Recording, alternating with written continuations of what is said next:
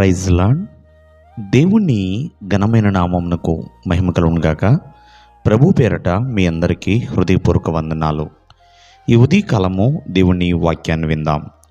మత్తయి సువార్త 7వ అధ్యాయము 24వ వచనము.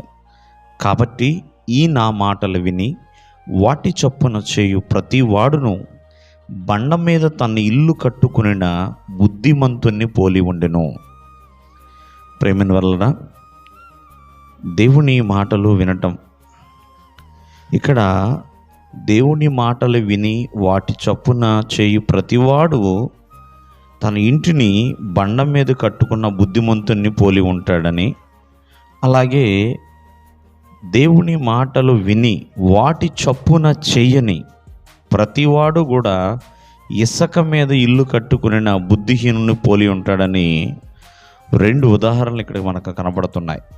ఇద్దరూ దేవుని మాటలు వింటున్నారు, కానీ ఒకరు మాత్రమే దేవుని మాట యందు దృఢమైన విశ్వాసం ఉంచి ఆ ప్రకారం చేస్తున్నారు. ఇంకొకరు ప్రభువు మాటలు వింటున్నారు, కానీ ఆ ప్రకారం చేయటం లేదు. ప్రేమైన వల్లరా, మనం జాగ్రత్తగా ఆలకించాలి. దృఢమైన విశ్వాసము మనం ఎప్పుడు కలిగి ఉన్నామో, మనలో దృఢమైన విశ్వాసము ఎప్పుడు ఉందని మనకు ఎలా తెలుస్తుందంటే, ప్రభువు మాట వినటము, ఆ ప్రకారం చేసినప్పుడు, దేవుని మాట ప్రకారం మనము జీవించినప్పుడు, దేవుని మాట ప్రకారం ముందుకు వెళ్ళినప్పుడు మనలో ఒక దృఢమైన విశ్వాసం ఉంది దేవుని పట్ల అని అర్థమవుతుంది. ఎన్నో పరిస్థితులు ఉంటాయి, కొన్ని ప్రతికూలంగా ఉంటాయి, ఎన్నో బాధలు, ఎన్నో చింతలు, ఇలా చాలా ఉంటాయి. మరి అన్ని పరిస్థితుల్లో కూడా ప్రభువు మాట విని ఆ ప్రకారము చెయ్యాలి. వినటం అంటే చాలామంది వింటున్నారు, కానీ మరి క్రియ జరిగించేప్పుడు ఎవరిష్టానుసారంగా వాళ్ళు ముందుకు వెళ్ళిపోతున్నారు. కావున ఈ ఉదయకాలం ముందు ఆలోచించండి, నీలో ఒక దృఢమైన విశ్వాసం ఉందా లేదా? ఆనాడు అబ్రహాము దృఢమైన విశ్వాసం కలిగి ఉన్నాడు కాబట్టి దేవుని మాట విన్నాడు, ఆ మాట యందు నిరీక్షణ ఉంచి ఉన్నాడు.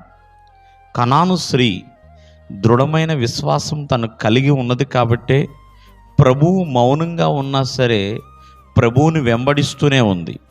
అందుకనే ఆమె యొక్క దృఢమైన విశ్వాసము తన కుమార్తెని బాగు చేసుకునేలా చేసింది. ప్రియమైన వాళ్ళ ఒకసారి ఆలోచించండి.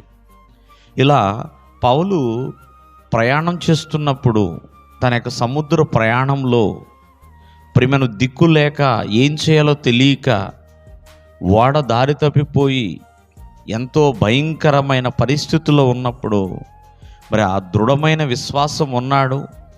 ఎంతోమందిని కూడా మీరు ధైర్యముగా ఉండండి అంటూ ధైర్యపరిచాడు. దేవుని పట్ల మరి పౌలు కలిగి ఉన్న దృఢమైన విశ్వాసము మరి ఆ ఓడలో ఉన్న వాళ్ళందరినీ కూడా ప్రాణాలతో కాపాడేలా చేసింది. ఒక మెలితే అనే ఒక ద్వీపానికి చేర్చింది. కావున ఈ ఉదయకాలమందు నీలో ఉన్న దృఢమైన విశ్వాసము దేవుని పట్ల ఎన్నో అద్భుతాలు చూసేలా చేస్తుంది. దేవుడు మిమ్మను ఆశీర్వదించును గాక. ఆమేన్.